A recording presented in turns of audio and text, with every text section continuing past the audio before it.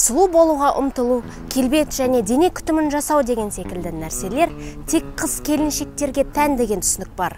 Ал еркектер маймылдан сәл әдемі болса болды деген ұғыммен барлық еркектер келісе бермейді екен.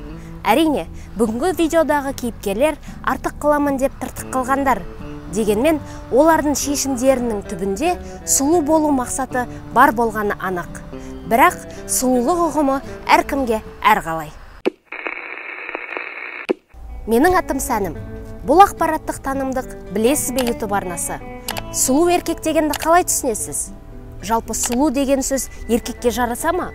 Біздің қоғамда негізінде еркекті тәни сұлулығы емес, мінезі, харизмасына, одан қалса сабырлы я әзілкештігіне үлкен мән қояды. Еркек маймылдан сәл әдемі болса болғаны. Бірақ барлық ер адамдар мұнымен келісе қоймайды екен. Ұзын сөздің қысқасы, арнама қош келдіңіздер. Ал біз бастадық. Франция азаматы Энтони кезінде түнгі клубта қарапайым күзетші болып істеген. Бойы ұзын, дене бітімі сымбатты, өзі сұлу жігіт. Алайда жасы 24-ке келгенде ол кенеттен өзгере бастаған көрінеді. Энтони басында денесіне тату салдыра бастаған. Бір жыл өткен соң, оны тіпті өзінің достары мен таныстары танымай, тіпті шошып та кеткен екен. Кезінде сымбатты жігіт енді кәдімгі құбыжыққа айналып кеткен. Денесін толығымен қара түсті татумен бояп тастаған. Шашын тақырлап алып, басына импланттар салдырған. Еріндерін, құлақтарын және мұрнын кестіріп тастаған.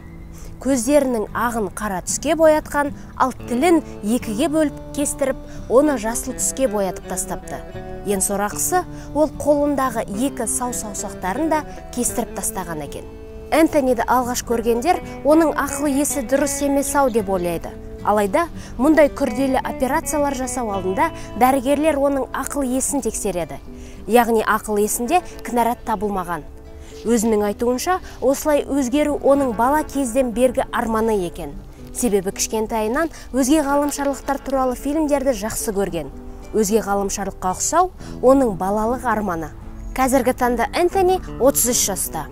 Өз елінде өте танымал адам. Инстаграмдағы парақшасында миллионнан астам оқырманы бар. Балалық арманы іске асып, өзін шынайы бақыттымын деп есептейді екен.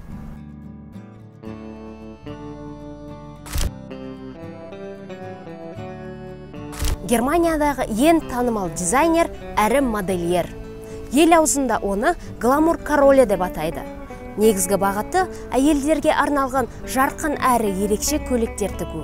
Өзінің айтуынша, алғашқы көйлекті 7 жасында әпкесіне арнап тіккен екен. Қазіргі таңда Харальд Глеклердің Пампус брендімен әйелдерге арналған дизайнерлік көйлектер ғана емес, аяқ киім, аксессуарлар, бижутерия, иіссулар, косметика, төсек орын жабдығы, тіпті дизайнерлік жиһаз да шығарылады. Сондықтан Харальд Германияның ең бай адамдарының бірі. Бірақ жылдар өзінікін алмай қоймайды.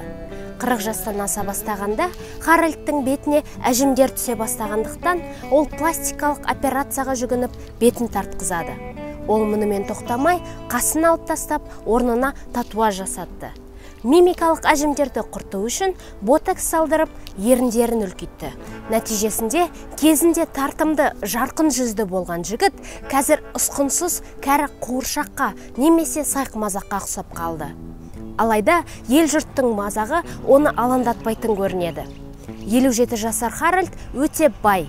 19 ғасырда салынған алып сарайды сатып алып, еті екеуі сонда тұрады екен. Өзін әлемдегі ең бақытты және ең сұлу адам деп санайды.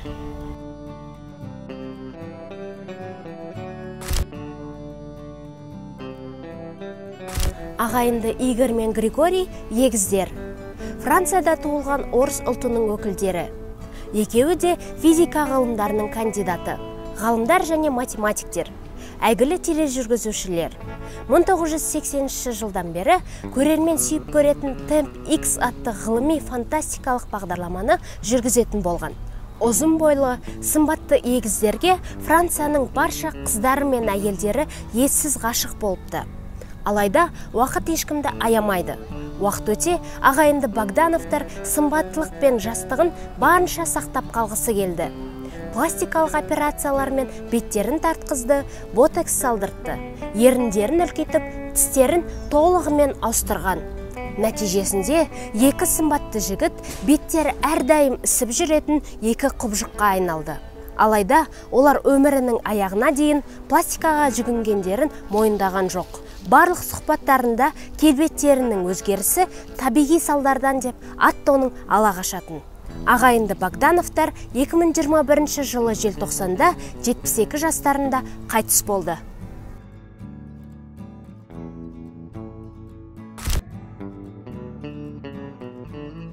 Он 12 жасынан бастап спортпен шұғылданатын болған. Өте сәтті спортсмен бодибилдер болған Александр расымен бәрі қызығатындай дене бітімге қол жеткізді. Үлкен бұлшық еттер, пресс, оған қоса келбеті де тартымды болатын. Алайда 2000 жылдан бастап Александр өзгере бастады. Ол денесінің көп бөлігін қамтитын тату салдырды, еріндерін үлкейтіп, жыртқыштікіндей ұзын азу тістер салдырды. Имплант салдырып, жамбасын үлкейтті. Қастары мен көздерінің айналасына татуаж салдырды. Нәтижесінде ерекше сыртқы келбетінің арқасында Александр Ресейдің ең танымал адамдарының бірі. Әлеуметтік желілерін миллиондаған адамдар бақылайды екен.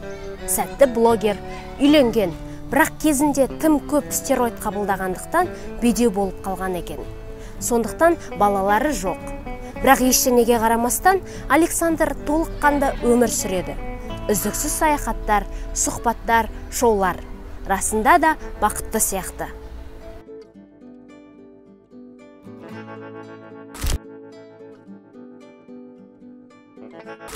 Британиялық әйгілі Dido Life тобының солисті. Өзінің ырғақты даусынан бөлек, әдемілігімен де ерекшеленетін. 1985 жылы оның әндері Британиядан асып, бүкіл әлемге танымал болып, альбомдары миллиондаған тираждармен сатылып жатты. Жұлдызы жанып, қомақты ақшаға ие болғанда, Пит Бёрнс өзінің мұрнын операция жасатып, кішірейтуді шешеді. Міне, осы алғашқы операциядан соң, ол пластикаға есірткіге секілді отырып қалған секілді. Өмірінде жалпы саны 300-ден аса пластикалық операция жасатқан екен. Кезінде аққұба сымбатты жігіт болған Пит, нәтижесінде орта жастағы эпатажды әйелге ұқсап қалды. Оны тіпті өзінің достары да, фанаттары да танымай қалатын болған. Пит Бёрнс 57 жасында 2016 жылдың қазан айында қайтыс болды. Өлімінің себебі тым көп пластикалық операция жасатуының кесірінен қанында тромбтар көбейіп кеткен екен. Бүгінгі топтамада тек өкінішті әрі қорқынышты мысалдар болды. Бірақ бәрінің нәтижесі сәтсіз болғанымен, түбінде ізгі ниеттері болғаны анық. Себебі ешкім құбыжық болғысы келмейді. Өз басым пластикалық операцияны қолдаймын, я қолдамаймын деп айта алмаймын. Ең бастысы шектен аспаса болғаны. Сіздердің пікірлеріңіз қандай? Бүгінгі топтамадағы қай кейіпкер сізге қызық болды? Баршаңызды осы видеоның астындағы комментарийде күтемін. Ауырмаңыздар.